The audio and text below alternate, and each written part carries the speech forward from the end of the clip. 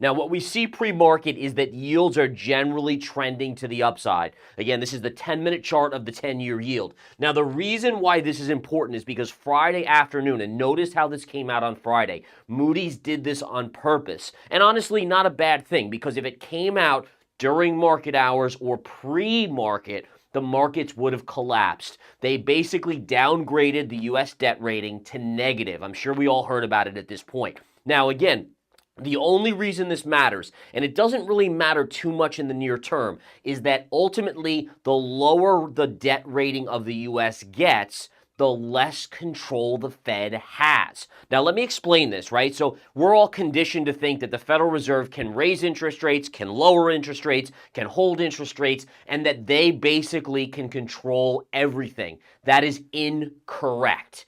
Really, what it is the market will control it. They're guided by the Fed. But the fact is that at some point, the Fed will lose control of interest rates. How does this happen? Well, look at what happened on Friday. Moody's downgraded the U.S. debt to a negative rating. Ultimately, let me ask you this question. Let's say the economy goes into a spiral here in the U.S., that we see, GDP going negative, recession, maybe even depression. The Federal Reserve lowers interest rates down to 2%. So not as far as it was, but from basically 5.5% to 2%. However, the U.S. has a negative debt rating.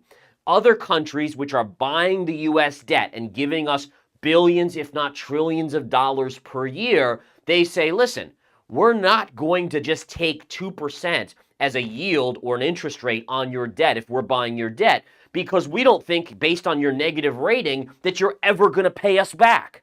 So we're going to demand 6% or 8% or 10%. So the Fed's saying, oh, we're lowering to 2%, but no country will give us money without us giving, let's say, 6% interest rate.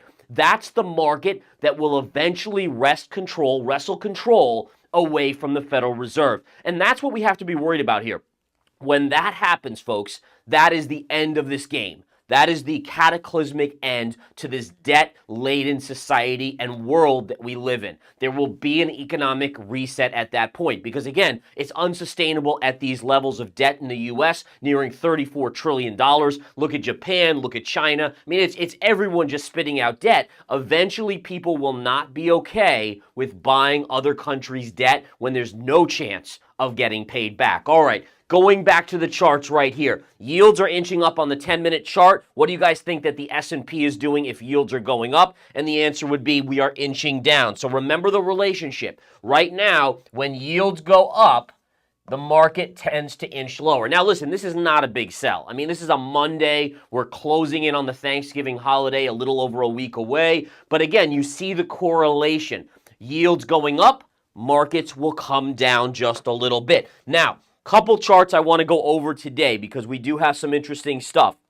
We're going to go over large caps. Then we're going to go over crypto because really on this weekend, there was a lot of amazing action in cryptocurrency. Not so much in Bitcoin, but more so in the altcoins. To me, blow off tops across the board, euphoria, all the signals that probably mark a near-term top. Not necessarily a long-term top, but at least near-term top. All right, so first and foremost, we got to take a look at this chart. I found some amazing trend lines on these mega cap techs that we are into. Now, first off, one of the most amazing rallies in Apple, right? I mean, basically nonstop upside. 1, 2, 3, 4, 5, 6, 7, 8, 9. Got a little down day here, but ultimately touching this level. But look at the chart.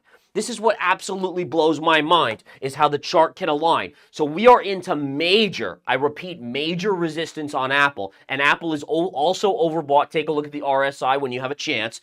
But basically, look at this area to this area, and look at what we're hitting right here. In addition, take this low here, which mirrors right down here, and we have essentially a parallel channel. So we've seen Apple go from the absolute low of the channel to the absolute high right there. Then take this same pivot point here, stretch a trend line to this pivot high, and look at the coordinated level on Apple. That's some pretty cool stuff right there, folks. Again, all I'm doing is playing connect the dots, just as if I was a kid. This is why I think, honestly, everyone should be able to do basic charting. And by the way, should you be able to know that this trend line exists without even drawing around a few? No. part of what I do, and I want to be honest with you guys, part of what I do is I say, oh, well, what if I connect this to this or this to this? As long as you're choosing major pivot points, play around with it, because eventually you may find a trend line that makes a lot of sense, and it gives us a confluence of resistance levels right up here. All right, so right off the bat, we know Apple is into mega resistance. Next up, another tremendous mega cap with epic resistance right in this range. All right, let's zoom on out. We got to go out a long way here. All right, so basically what we have here is we have a trend line, right? And what we're going to do is we're going to zoom in a little bit. So I want to be able to show you all of these levels. So look at this. Here's the previous pivot from the 2021 high. Remember, this is when basically the bull market ended and we went into that down move in 2022 into 2023, right? So what we have is taking the highest point from 2021, connecting it to this highest point here, and look at where price has come back to, right into that level. So perfect trend line connecting. This trend line did get hit on Friday. So, versus the NVIDIA one that, you could still go up another $5 on NVIDIA, it looks like. But then, just like with Apple, just like with some of these other ones, take a look. We take the lowest point of 2023, connects to this second low, connects to this third low, connects to this fourth low. Then, look at this. We break below, we hammer back on it right in here, we break down, and we retrace, and we're right there. That's what I would consider a bullseye opportunity. So I guess my point is this, and I'm not going to continue to go over a million of the mega caps. Granted, there's not that many, but my point is this, is that this is a pivotal week. If these charts are correct, these large caps should stall out this week and get some sort of pullback. Okay, and again, like I said, NVIDIA may still go up a little bit before it pulls back. But these are, when you get long-term trend lines like this that converge on a level, that is big. That is big. I would say that's an 80% chance. And remember, everything I do is probability-based.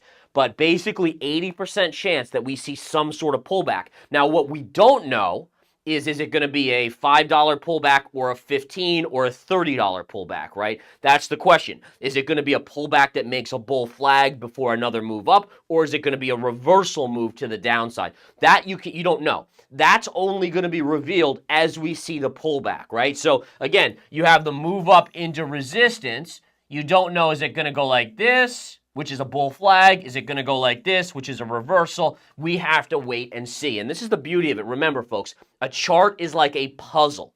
Every day, every candle, or whatever time frame you're trading, is like a new piece of the puzzle. You're taking that candle, you're putting it in, and reevaluating what the puzzle is showing us.